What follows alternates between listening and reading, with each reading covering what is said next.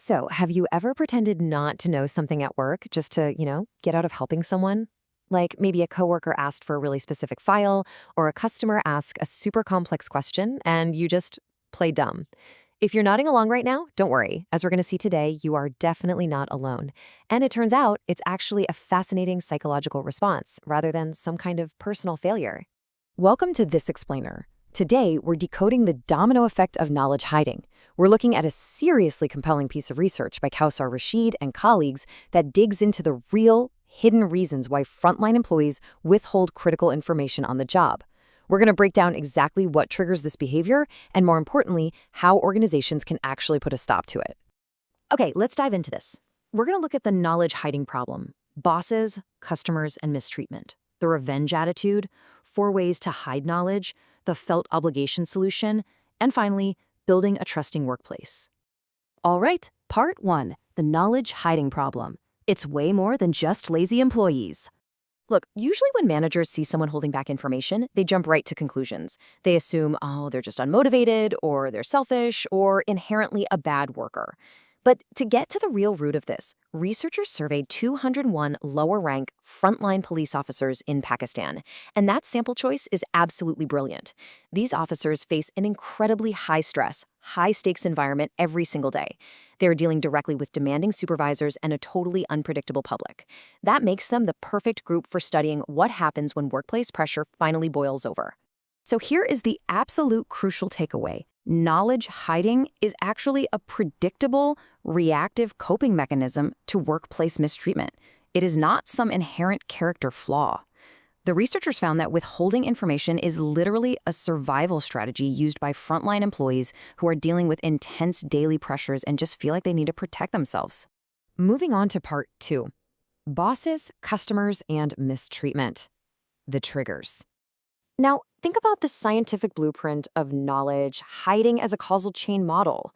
It all starts with 2 main triggers right at the beginning: abusive supervision and customer mistreatment. These are the catalysts that knock down that very first domino. Let's put those 2 triggers side by side. On one hand, you have abusive supervision. This is a massive internal squeeze. Bosses giving 0 credit for hard work, lying, or just treating people unfairly. On the other hand, you have customer mistreatment. That's the external barrage. Customers yelling, verbal aggression, making totally hostile and unreasonable demands. I mean, try to empathize with a frontline employee for a second. You are literally squeezed between a toxic, abusive boss behind the counter and an aggressive, yelling customer right in front of it. Which brings us to part 3, the revenge attitude, the psychological ripple. So what happens in their minds? They develop what academics call a revenge attitude. Now, don't picture some cartoon villain plotting to destroy the company. If we translate this into human terms, it's just an intense emotion and desire to inflict harm as a tit-for-tat response to perceived unfair treatment. It's that deeply relatable human desire to fight back, protect your own well-being, and restore some sense of justice when you feel completely powerless at work. But here is a truly wild finding from the data. You'd probably assume the boss is the main culprit here, right? Well, the data proves that customer mistreatment actually has a significantly stronger effect on creating this revenge attitude than abusive bosses do. Think about it. Frontline employees are expected to just smile and take it when a customer completely violates social norms. That creates a much higher vulnerability and a way stronger urge to strike back. Let's move to part 4 and see how this builds. 4 ways to hide knowledge, the behavior. So how does this revenge attitude actually show up day to day? How do employees fight back without getting fired? Researchers nailed down 4 distinct dimensions of knowledge hiding: evasive hiding, lack of sharing, playing dumb, and rationalized hiding. We're going to do a rapid-fire breakdown of each one so you can spot them in the wild. First up is evasive hiding. This involves intentionally deceiving the person asking for help by giving them incomplete, inaccurate, or just misleading information. Like if a coworker asks how to process a form, you might give them steps 1 and 2, but completely conveniently forget step 3. It's an active, clever deception motivated by antisocial feelings towards that specific person. Second is lack of sharing. Now this one's a lot quieter. It's hoarding information based on a personal judgment that, it might not be useful to share right now. For instance, not mentioning a great shortcut you found in the software. The study found that the revenge attitude significantly increases this specific, quiet kind of withholding. It's a total drain of altruism. The employee just thinks, why should I go out of my way to share this when I get treated so poorly? Third is playing dumb, which is exactly what we started off talking about. It's falsely pretending you don't know something, or promising to help later when you have absolutely zero intention of actually doing it. It's a direct avoidance strategy. And the data heavily links this to the revenge attitude. When employees feel mistreated, they simply pretend they can't assist just to avoid the interaction altogether. Finally, we have rationalized hiding. This is withholding information for completely justified reasons, like a lower rank officer saying they literally don't have the positional authority to hand over a certain file. But here's the crazy twist in the data. The revenge attitude actually has a negative effect on this one, which proves that rationalized hiding is not driven by malice. When people are hiding knowledge out of revenge, they don't even bother trying to use justified, rational reasons.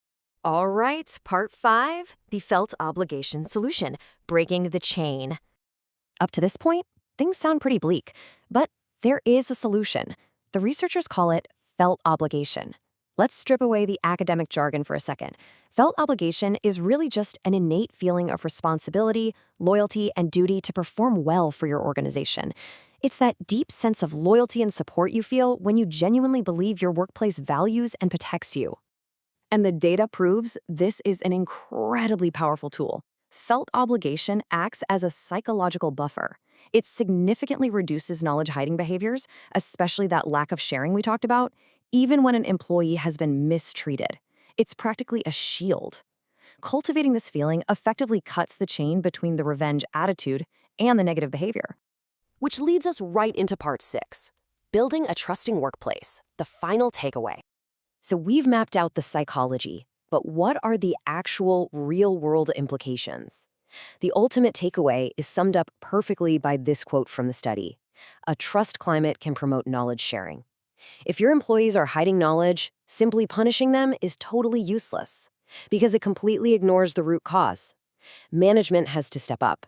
They need to protect their frontline workers from mistreatment, train supervisors to lead without being abusive, and proactively build that organizational trust.